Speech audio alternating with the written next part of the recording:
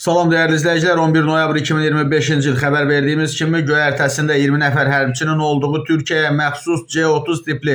hərbi təyyarə Gürcüstan ərazisində qəzaya düşüb və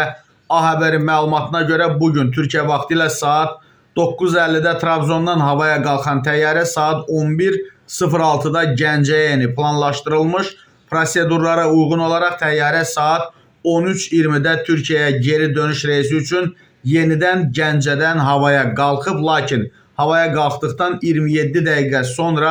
təyyarə ilə əlaqə kəsilib və radar siqnalı itib. Gürcüstan mediasında yer alan məlumatlara, ehtimallara görə ekipaj nasazlıqla bağlı Gürcüstan rəsmilərinin məlumatlandırmağa cəhd edib, lakin naviqasiya GPS sistemində ciddi problemlər yarandığı üçün bunu eləyə bilməyib və bu arada dəyərli izləyicilər, Geladze hadisə yerinədir. Gürcüstanın Daxili İşlər Naziri